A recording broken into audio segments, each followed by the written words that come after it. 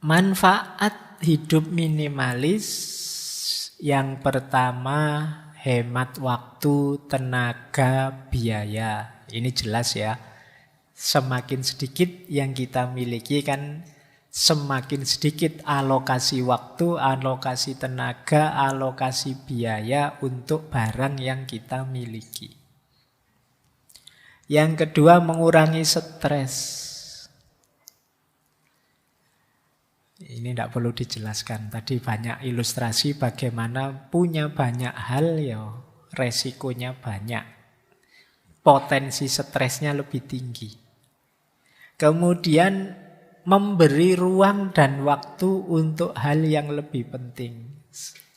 Kayak tadi misalnya kalian yang males ngurusi akuarium tapi punya akuarium, akhirnya kan waktu, tenaga, fokus ke situ. Akhirnya kepikiran.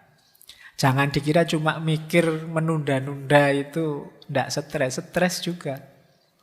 Saya pingin sekali nyabuti rumput di depan kos-kosan. Ini kok ya sudah kotor, tapi kapan ya?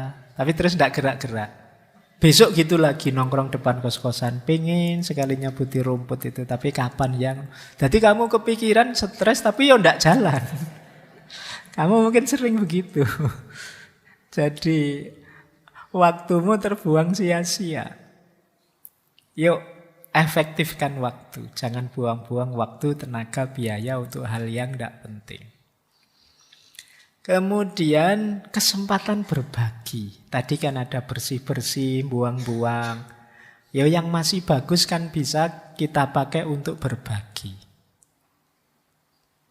Masih bagus ya Pak, kalau bahasanya agama justru yang masih bagus itu yang pahalanya besar.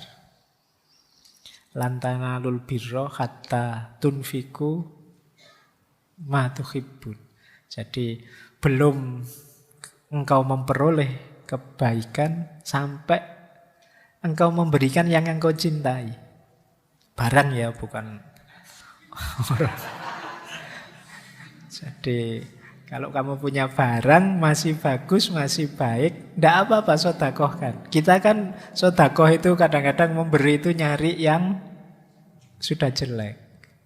Bahkan panitia bakti sosial itu sering pakai kalimat yang baju bekas yang layak pakai. Biasanya kalimatnya gitu. Sebenarnya tidak masalah menerima sumbangan dalam bentuk baju baru. Misalnya, kan tidak apa-apa. Siapa ngerti ada memang orang ingin menyumbangkan bajunya yang baru-baru. Ya ditulis saja baju baru atau bekas yang masih bagus. Karena layak pakai itu ya kadang standarnya beda-beda. Nanti bagi orang tertentu ini masih layak kok, padahal sudah sangat tidak layak itu.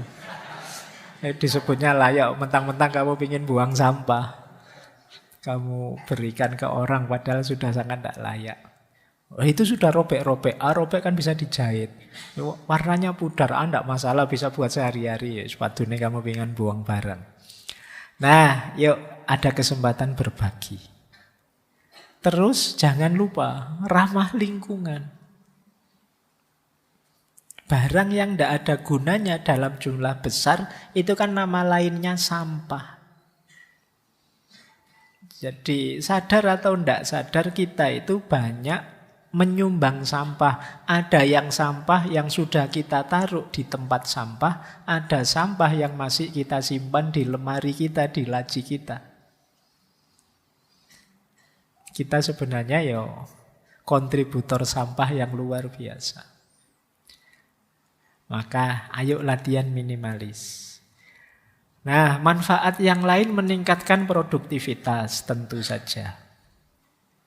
Kemudian meningkatkan kebahagiaan hidup karena rasa khawatirnya kecil. Ya kayak tadi loh, kamu punya barang baru, barang bagus, itu kan khawatirnya lebih besar.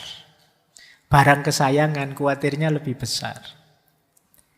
Tapi kalau kamu simpel-simpel saja, hidupmu santai saja, barang-barangmu juga biasa-biasa saja, secukupnya, khawatirnya juga lebih kecil.